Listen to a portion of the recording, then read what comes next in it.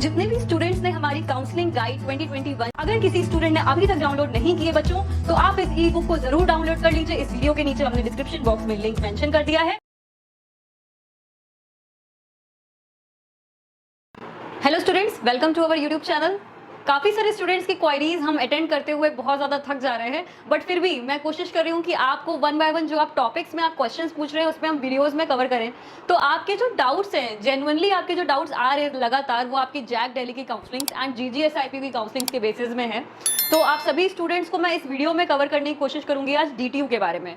तो DTU Delhi technical university का आपका जो प्रोसेस रहेगा एडमिशन का, एंड इसमें ओपनिंग क्लोजिंग रैंक क्या रहेगी, सीट मैट्रिक्स क्या है आपकी, कितनी रैंक तक बच्चों को कॉलेजेस अलॉट हो सकता है, general category, OBC category, SC ST सभी के बारे में आज हम लोग बात करेंगे। एंड एक और इम्पॉर्टेंट चीज मैं आपको बता दूं कि बहुत सारे स्टूडेंट्स जो क्वेरीज कर रहे हैं, जितने मैं वीडियोज सर ने और मैंने कवर किए हैं आपके कट ऑफ्स के रिगार्डिंग, कॉलेजेस के रिगार्डिंग, काउंसलिंग्स के रिगार्डिंग, मध्य प्रदेश या फिर आपकी राजस्थान की काउंसलिंग, उत्तराखंड काउंसलिंग्स, ये सारे टॉपिक्स में जो कट ऑफ लास्ट ईयर्स में रहे हैं, तो वो एनालिसिस हम ऑलरेडी आपको कई सारे वीडियोस में दे चुके हैं। आप प्लीज वीडियोस को एंड तक देखा करिए। आप एंड तक क्वेश्चंस, जब आप एंड तक देखते नहीं हैं तो इसलिए आपको क्वेश्चंस वही पूछने पड़ जाते हैं जो हम ऑलरेडी क्वेश्चन आंसर कर चुके हैं।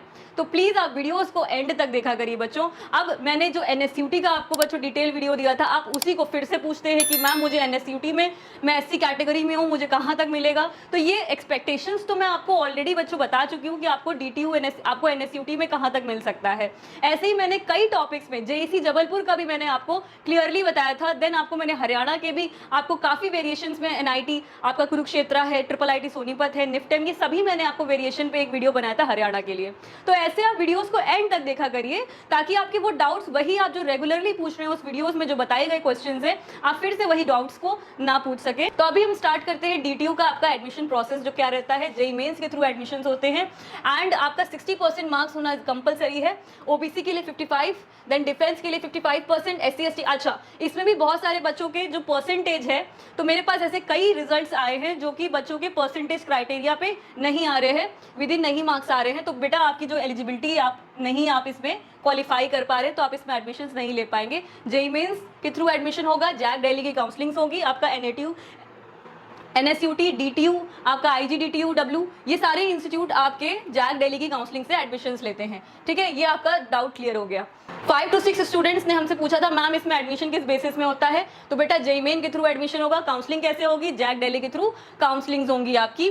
तो ये सारे जो क्वेश्चंस मैं लिख रही हूँ, आंसर्स यहाँ पे, ये बच्चों के ही क्वेश्चंस है, उसका आंसर है ये। ठीक है, नेक्स्ट हम देखें आपकी सीट मैट्रिक्स। बहुत सारे बच्चों ने भी पूछा मैम सीट्स कितनी हैं, सीट्स तो कम होती हैं, मैं कैसे एडमिशन ले सकता हूँ। तो पहले सीट्स भी देख लो भाई, सारे आप ही के क्वेश्चन है बेटा, ये सारे आपके ही पूछे गए क्वेश्चन है जो मैं इस वीडियो में बता रही हूँ।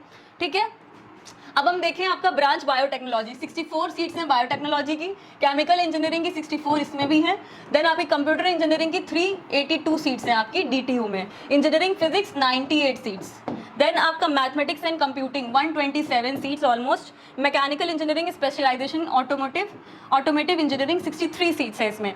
तो ये मैंने कुछ ब्रांच का इसलिए इंडिकेट किया क्योंकि ये ब्रांचेस का जनरली बच्चे क्वायरी पूछते हैं कि मैम मुझे इंजीनियरिंग फिजिक्स में एडमिशन लेना है, तो इसकी सीट्स आपकी 98 हैं आपके। ये होम स्टेट की बात करें दिल्ली के लिए। अब जो अदर स्टेट्स के बच्चे हैं उनके लिए क्या सीट्स रहती हैं वो भी देख लेते हैं।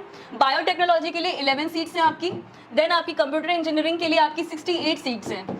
देन आपका इलेक्ट्रॉनिक्स एंड कम्युनिकेशन 35 सीट्स, 45 आपकी मैथमेटिक्स, 23 सीट्स आपकी मैथमेटिक्स एंड कंप्यूटिंग पे है। ठीक है, सॉफ्टवेयर इंजीनियरिंग की 22 ओनली कुल सीट्स, कुल मिला के 2370 सीट्स हैं आपके अदर स्टेट्स के लिए। तो ये आपकी NSUT की जो आपकी सीट्स थी उससे ज़्यादा आपकी ये सीट्स आपकी अदर स्टेट पे DTU पे भी हैं।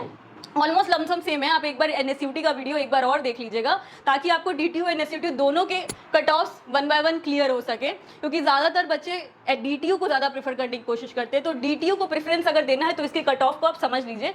कट ऑफ को भी हम देख लेते हैं। ये सारे बच्चों के ही डाउट्स हैं, मैं फिर बोल दूँ, इसी डाउट्स को मैं वीडियो में बताने की कोशिश कर रही हूँ ताकि वन बाय वन हमारी टीम से वही क्वेश्चन आप पूछना जो चाह रहे हैं वो हम आपको एक ही वीडियो में मैं कवर कर दूँ। ठीक है, बायोटेक्नोलॉजी का होम स्टेट पे देख लेते हैं। 1,63,948 तक लास्ट ईयर में बायोटेक्नोलॉजी अलॉटमेंट हुई है for general category students. Other state में 64,000 तक अलॉटमेंट हुई है। तो ये कट ऑफ को आप प्लीज ध्यान से देख लीजिए ताकि DTU में एडमिशन लेने के लिए आपको ये कट ऑफ का एनालिसिस हो सके। बहुत सारे स्टूडेंट्स ये बोल दे रहे हैं कि मैम ये एनालिसिस आपकी, एक दो बच्चे ही बोलते हैं, बहुत ज़्यादा बच्चे नहीं बोलते हैं क्योंकि उनको कहीं पे किसी भी वेबसाइट में उन्होंने ये रिजल्ट देखे होंगे, एनालिसिस कहीं पे देखी होगी, तो हो सकता है उन्होंने किसी और राउंड का बच्चों आपने देख लिया होगा। तो ये आपका एंड राउंड्स के हम आपको बता रहे हैं कट ऑफ डिटेल्स, ठीक है। केमिकल इंजीनियरिंग 85,000 तक ऑलमोस्ट क्लोजिंग गई होम स्टेट पे। हम देख लेते हैं इलेक्ट्रॉनिक्स एंड कम्युनिकेशन की 26,662 रैंक तक क्लोजिंग गई है आपकी। देन मैकेनिकल इंजीनियरिंग स्पेशलाइजेशन इन ऑटोमेटिव 56,973 तक क्लोजिंग गई है। प्रोडक्शन एंड इंडस्ट्रियल 1,09,029 तक लास्ट ईयर में क्लोजिंग गई है होम स्टेट कोटा पे। इन्वायरमेंटल इंजीनियरिंग 1,34,353 पर लास्ट ईयर में क्लोजिंग गई है। ऑलमोस्ट सिर्फ जो आपकी ज़्यादा से ज़्यादा रैंक पे होम स्टेट पे अलॉटमेंट हुई है वो आपकी बायोटेक्नोलॉजी पे अलॉटमेंट हुई है। देन आपकी इन्वायरमेंटल इंजीनियरिंग, ये दो ब्रांचेज हैं डीटीयू की जो ज़्यादा रैंक पे अलॉटमेंट हुई है होम स्टेट पे। कई स्टूडेंट्स हैं दिल्ली के जो कि इस रैंक के विद इन आ रहे हैं और उनको ये कॉलेज अलॉट हो जाएगा for general category students. Other state में देखें तो आपका 49,568 आपका केमिकल इंजीनियरिंग, देन आपका 5,423 तक आपकी आईटी ब्रांच की क्लोजिंग हुई है एंड 56,386 पे आपकी branch production and industrial close हुई है। आपकी सीआरएल रैंक्स की बात हो रही है, ठीक है, सीआरएल जनरल कैटेगरी स्टूडेंट्स। एक बात और बच्चों, जो आपका एनआईटी दिल्ली है उसका अगर हम देखें, एनआईटी दिल्ली का आपका जो सीएससी का कट ऑफ गया था लास्ट ईयर में होम स्टेट के लिए वो आपका 18,000 तक गया था। एनआईटी दिल्ली का थोड़ा देख लेते हैं क्योंकि बहुत बच्चे बोलेंगे, बहुत बच्चे पूछते हैं कि मुझे एनआईटी दिल्ली प्रीफर करना चाहिए कि मुझे डीटीयू की मुझे एनएसआईटी। तो ये इस क्वेश्चन का मैं आंसर कर देती हूँ। एनआईटी दिल्ली में कंप्यूटर साइंस जो बेटा आपकी अलॉट हुई है, एनआईटी दिल्ली में जो आपकी कंप्यूटर साइंस का अलॉटमेंट गया है वो आपका होम स्टेट बच्चों को 18,000 तक मिलने के चांसेस हैं। सीआरएल 18,000, ठीक है। और अदर स्टेट के जो बच्चे हैं, अदर स्टेट के जो स्टूडेंट्स हैं वो आपके 8,700, ऑलमोस्ट आपका ये मान के चलिए 8,000 से 9,000 रैंक तक के बच्चों तक उम्मीद कर सकते हैं कि अदर स्टेट में एनआईटी दिल्ली आपको अलॉट हो जाएगा। ये हो गया आपका सीएससी ब्रांच के लिए। अब हम देखें ईसी ब्रांच के लिए एनआईटी दिल्ली का कट ऑफ। ट्रिपल ई जो ब्रांच है आपकी वो 48,000 तक, ट्रिपल ई ब्रांच जो आपकी है 42,000 तक होम स्टेट, 42,000 तक होम स्टेट में अलॉट हो जाएगी आपको आराम से triple E branch in NIT Delhi and 22,000 rank तक आपकी अदर स्टेट पे अलॉट हो जाएगी आपकी triple E branch NIT Delhi. तो अगर आपकी triple IT branch other state पे 22,000 एंड आपका अदर स्टेट पे सीएससी ब्रांच 8,700 पे ऑलमोस्ट क्लोज हुई है, तो आप इसमें डीटीयू का अगर हम देखेंगे तो आपकी जो आईटी ब्रांच क्लोज हुई अदर स्टेट पे 5,000 पे क्लोज हुई है, 5,000 पे 5,500 रैंक पे क्लोज हुई। तो आप देख सकते हैं क्लोजिंग रैंक के अनुसार कि आपको प्रीफर क्या करना चाहिए, डीटीयू या फिर एनआईटी दिल्ली, ठीक है। तो ये क्वेरी भी हमने रिजॉल्व कर दी क्योंकि स्टूडेंट्स ने ये भी क्वेश्चन कई पूछे थे कि मैम प्रीफर क्या करूं, तो आप प्रीफर आपके सामने है, आप प्रीफर क्या करें, ठीक है। नेक्स्ट हम देख लेते हैं आपका ईडब्ल्यूएस कैटेगरी का। ईडब्ल्यूएस कैटेगरी में बायोटेक्नोलॉजी होम स्टेट 3,08,000 तक ऑलमोस्ट आपका होम स्टेट पे क्लोजिंग गया है बायोटेक्नोलॉजी का ईडब्ल्यूएस कैटेगरी। तो 3 लाख रैंक तक बेटा मिली है। कंप्यूटर इंजीनियरिंग 24,000 तक ऑलमोस्ट 700 तक अलॉटमेंट हुई है। देन आपका मैथमेटिक्स एंड कंप्यूटिंग 39,000 तक अलॉटमेंट गई है आपकी। मैकेनिकल इंजीनियरिंग 85,000 तक आपकी अलॉटमेंट हुई है इसमें। Production and industrial 2,09,000 home state quota. तो स्टूडेंट्स प्लीज इसको ध्यान से देखिए, ईडब्ल्यूएस कैटेगरी में ऑलमोस्ट लमसम 150 प्लस क्वेरीज है मेरे पास जो कि जैक दिल्ली की काउंसलिंग में अपीयर होने वाले हैं। वो सभी जो स्टूडेंट्स हैं 200 के जितने भी स्टूडेंट्स हैं ईडब्ल्यूएस कैटेगरी दिल्ली के, तो वो चॉइस फिलिंग जब करेंगे तो इसको प्रेफरेंस इसके हिसाब से चॉइस फिलिंग कर सकते हैं। आपकी रैंक जो लास्ट ईयर में क्लोजिंग गई है, तो आप पहले तो नंबर 1 पे अगर आपकी ये रैंक आ रही ईडब्ल्यूएस कैटेगरी में, तो सबसे नंबर 1 प्रेफरेंस तो आपको जो मिलेगी वो आपकी है जैक दिल्ली की। जो आप चॉइस फिलिंग कीजिएगा सबसे नंबर 1 पे आप अपनी ब्रांच रखिएगा सॉफ्टवेयर इंजीनियरिंग, ठीक है। सॉफ्टवेयर इंजीनियरिंग को नंबर 1 पे रखिए। आईटी ब्रांच आपकी नंबर 2 पे हो सकती है क्योंकि स्टूडेंट्स के इंटरेस्ट के हिसाब से भी मैं आपको बता रही हूँ, क्योंकि ज़्यादातर बच्चे यही प्रेफरेंस ऑर्डर सेट करते हैं। Number 1 computer engineering, number 2 software engineering, number 3 आपकी इंफॉर्मेशन टेक्नोलॉजी। इसके बाद आप अपनी प्रेफरेंसेस सेट कर सकते हैं और ब्रांचेस के लिए, क्योंकि होम स्टेट पे आपकी जो ये रैंक्स है, इस रैंक के विद इन में कई स्टूडेंट्स है सीआरएल में जेईई मेन के, सो आपको ये अलॉटमेंट हो जाएगी, ठीक है। अब इस रैंक पे अब 31,000 रैंक पे ईडब्ल्यूएस पे अगर आपको ये मिल रहा है सॉफ्टवेयर इंजीनियरिंग, तो ये बेस्ट है आपके लिए ऑप्शन। आप इसको तुरंत ऑप्ट कर लीजिएगा बच्चों। अदर स्टेट पे देख लेते हैं 11,009, दैट मीन्स 12,000 रैंक तक ऑलमोस्ट अलॉटमेंट हुई है अदर स्टेट पे आपकी सॉफ्टवेयर इंजीनियरिंग। तो अगर अदर स्टेट पे आपको 12,000 पे अलॉटमेंट हो रही है सॉफ्टवेयर इंजीनियरिंग, तो इसमें आपको सीएससी में एनआईटीज में भी और बेटर ऑप्शन मिल रहे हैं, आप वो भी अलॉटमेंट ले सकते हैं उनका भी। बट इसमें सॉफ्टवेयर इंजीनियरिंग आप अलॉट कीजिएगा, ज़्यादा बेटर है, अच्छा है। अगर आपको इंटरेस्ट है ज़्यादा तो आप इसमें अलॉटमेंट ले सकते हैं, ठीक है। ऑप्शंस आपके पास एनआईटीज़ के और भी हैं, तो वो सारी चीज़ें भी मैं आपको बताती रहूँगी समय समय पे। नेक्स्ट हम देख लेते हैं आपका अदर कैटेगरी में ओबीसी कैटेगरी का। ओबीसी कैटेगरी के बच्चे 8,33,000 तक ऑलमोस्ट सीआरएल रैंक्स हैं ये सारी, ठीक है। सीआरएल रैंक्स पे बात हो रही है। अदर स्टेट में 81,900 तक ऑलमोस्ट अलॉटमेंट हुई है। देन आपका केमिकल 3 लाख रैंक तक मिला है लास्ट ईयर में। इंजीनियरिंग फिजिक्स भी 3 लाख रैंक तक ऑलमोस्ट मिला है। 60,000 रैंक तक अदर स्टेट में मिला है आपको। DTU mathematics and computing 1 lakh तक होम स्टेट पे and 20,000 rank almost other state में आपको अलॉटमेंट हुई है। आपकी ऑटोमेशन ब्रांच जो है मैकेनिकल 2,39,000 ऑलमोस्ट 2,40,000 तक, 2.5 लाख के अप्रॉक्स भी अगर आपकी रैंक है तो इस साल उम्मीद है कि आपको मिलने के चांसेस हैं। 60,000 रैंक तक अदर स्टेट पे अलॉटमेंट हुई है ओबीसी कैटेगरी के। तो ओबीसी कैटेगरी के स्टूडेंट्स बहुत ध्यान से देखें इस वीडियो को, इस स्लाइड को बहुत अच्छे से नोट डाउन कर लें, स्क्रीनशॉट ले लें, जो भी कर सकते हैं वो कीजिए, ताकि आपको जब काउंसलिंग करेंगे आप तो आपको कहीं पे भी किसी से पूछना ना पड़े और आप चॉइस फिलिंग इस वीडियो को देख के कर सके।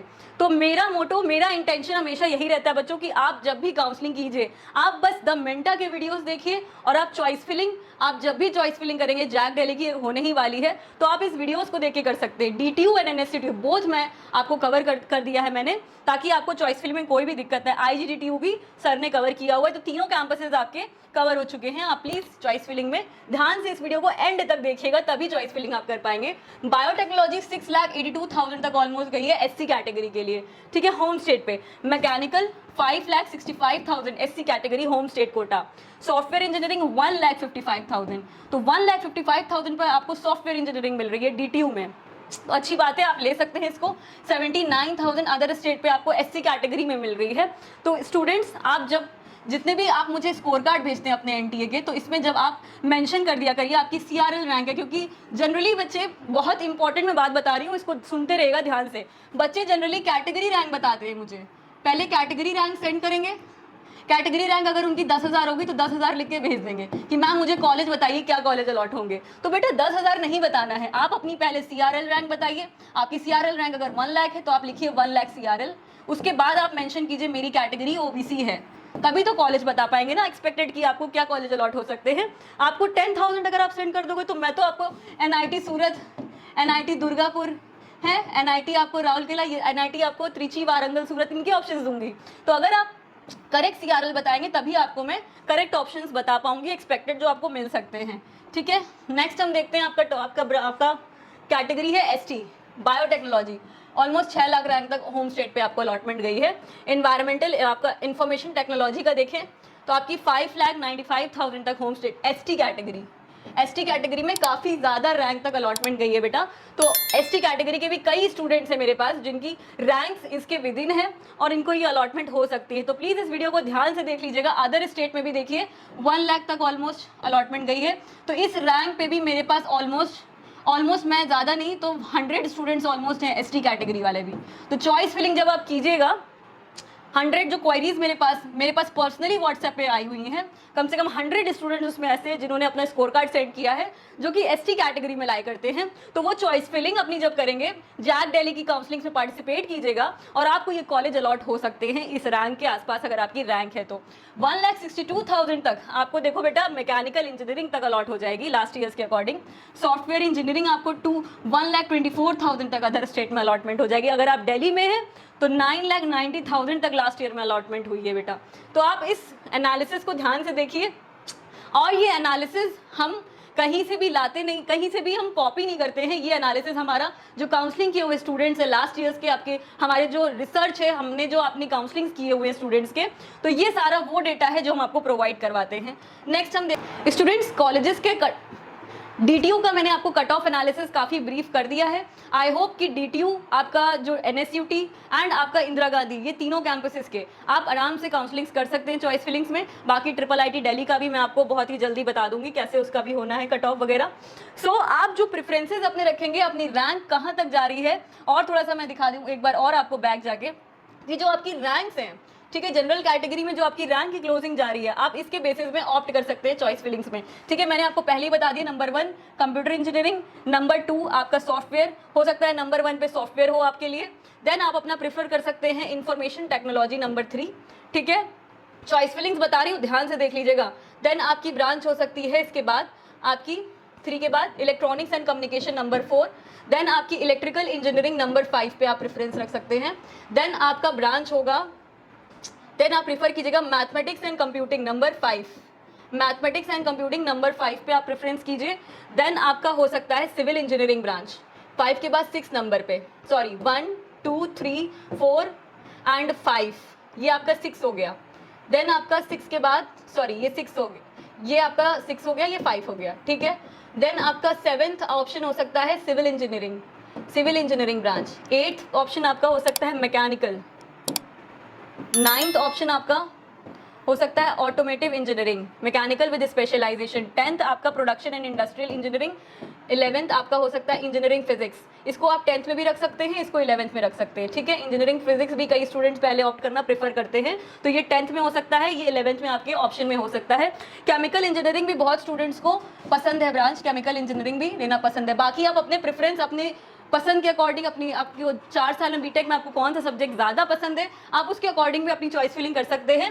12th, देन आपका 12th के बाद 13 नंबर में आपका बायोटेक्नोलॉजी आ जाएगा, ठीक है। तो इस अकॉर्डिंग आप अपनी चॉइस फिलिंग्स में चॉइस फिलिंग कर सकते हैं फॉर डीटीयू की ब्रांच के ऑर्डर के हिसाब से। बाकी या फिर आप एनएसयूटी को प्लेस करेंगे, देन आपका IIIT दिल्ली है, ये सारी चीज़ों को आपको चॉइस फिलिंग में बहुत ज़्यादा हेल्प करेगा।